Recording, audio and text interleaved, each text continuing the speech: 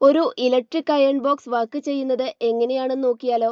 Heating കോയിലാണ് iron ബോക്സിന്റെ പ്രധാന ഭാഗം. ഉയർന്ന പ്രതിരോധമുള്ള നിക്രോം വയർ കൊണ്ടാണ് ഇത് നിർമ്മിക്കപ്പെട്ടിട്ടുള്ളത്. ഇതിന്റെ ഉയർന്ന പ്രതിരോധം കാരണം ഇതിലൂടെ ഇലക്ട്രിസിറ്റി കടത്തിവിടുമ്പോൾ അത് ഉയർന്ന താപനിലയിലേക്ക് ചൂടാക്കപ്പെടുന്നു. ഇങ്ങനെ രൂപപ്പെടുന്ന ഹീറ്റ് അയൺ ബോക്സിന്റെ അടിവശത്തായി ഘടിപ്പിച്ചിട്ടുള്ള സോൾ പ്ലേറ്റിലേക്ക് കടത്തിവിടുന്നു. ഈ ഹീറ്റ് ഉപയോഗപ്പെടുത്തിയാണ് വസ്ത്രങ്ങളിലെ ചുളിവ് ഇല്ലാതാക്കുന്നത്. സോൾ പ്ലേറ്റിലുണ്ടാവുന്ന ഈ താപനിലയെ നിയന്ത്രിക്കുന്നത് അയൺ ബോക്സിലെ മറ്റൊരു പ്രധാന ഭാഗമായിട്ടുള്ള തെർമോസ്റ്റാറ്റ് ആണ്. വ്യത്യസ്തമായ എക്സ്പാൻഷൻ റേറ്റ്സ് ഉള്ള മെറ്റൽസ് ഉപയോഗിച്ച് രൂപപ്പെടുത്തിയിട്ടുള്ള ബൈമെറ്റാലിക് സ്ട്രിപ്പാണ് തെർമോസ്റ്റാറ്റിന്റെ അവിഭാജ്യ ഘടകം.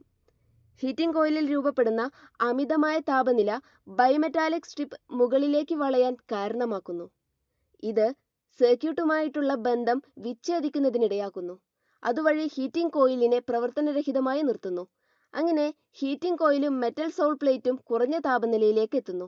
ഇത് ബൈമെറ്റാലിക് സ്ട്രിപ്പിനെ ബെൻഡ് ചെയ്യപ്പെട്ട അവസ്ഥയിൽ നിന്ന് പൂർവ്വസ്ഥിതിയിലേക്ക് എത്താൻ സഹായിക്കുന്നു.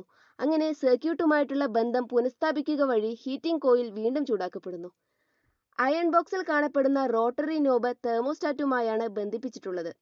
ഇത് റൊട്ടേറ്റ് ചെയ്യുന്ന നിങ്ങൾ ബൈമെറ്റാലിക് സ്ട്രിപ്പിന്റെ ടെൻഷൻ വ്യത്യാസപ്പെടുത്തുന്നത് വഴി അത് ബെൻഡ് ചെയ്യാൻ ആവശ്യമായിട്ടുള്ള താപനിലയിലാണ് മാറ്റം വരുത്തുന്നത്.